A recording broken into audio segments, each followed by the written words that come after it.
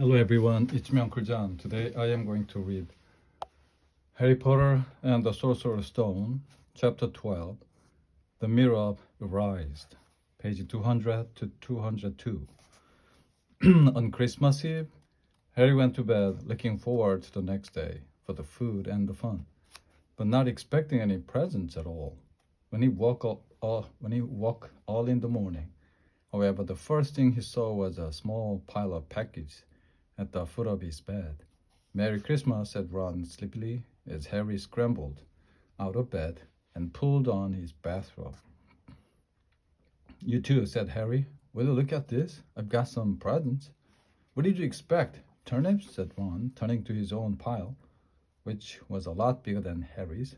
Harry picked up the top parcel, was wrapped in the thick brown paper, and scrawled across it was "To Harry from Hagrid." Inside was a roughly cut wooden flute. Hagrid had obviously whittled it himself. Harry blew it. It sounded a bit like an owl. A second very small parcel contained a note. "We received your message and enclosed your Christmas present from Uncle Vernon and Aunt Petunia." Taped to the note was the 50-pence piece. "That's friendly," said Harry. Ron was fascinated by the 50 pence. "Weird," he said. "What a shape." "This is money. You can keep it," said Harry, laughing at how pleased Ron was. "Hagrid and my aunt and uncle, so who sent this?" "I think I know who that one's from," said Ron, turning a bit pink and pointing to a very lumpy parcel. "My mom. I told her you didn't expect any presents, and oh no," he groaned. "She's made you a Weasley sweater." Harry had to torn open the parcel to find a thick hand-knitted sweater, an emerald green, and a large box of homemade fudge. "Every year she makes us a sweater," said Ron, unwrapping his own, "and mine is always maroon." "That's really nice of her," said Harry, trying the fudge, which was very tasty.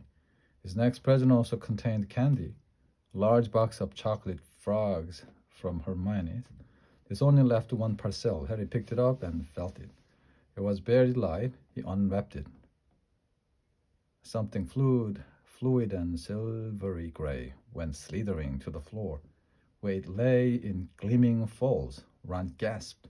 "I've heard of those," he said in a hushed voice, dropping the box of every flavor beans he had gotten from Hermione. "If that's what I think it is, they're really rare and really valuable."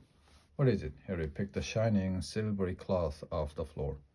It was strange to the touch, like water woven into material.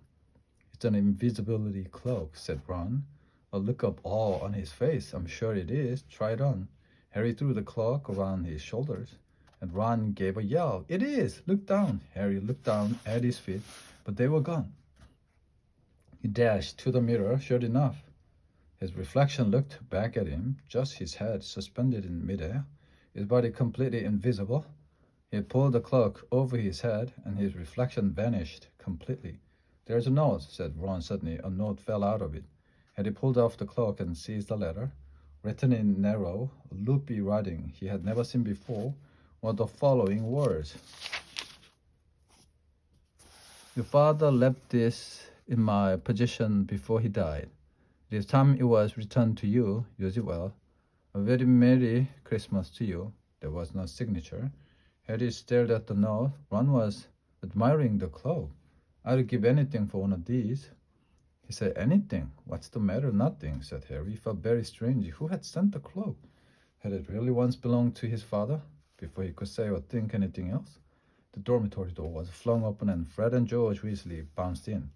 Harry stuffed the cloak quickly out of sight. He didn't feel like sharing it with anyone else yet. "Merry Christmas. Hey, look, Harry's got a Weasley sweater too." Fred and George were wearing blue sweater, one with a large yellow F on it, the other a George. "Harry is better than ours, though," said Fred, holding up Harry's sweater.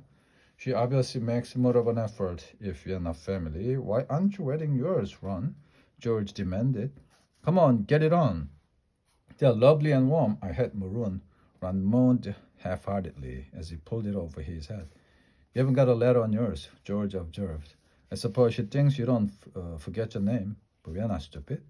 We know we are called the Great and Forge." The end.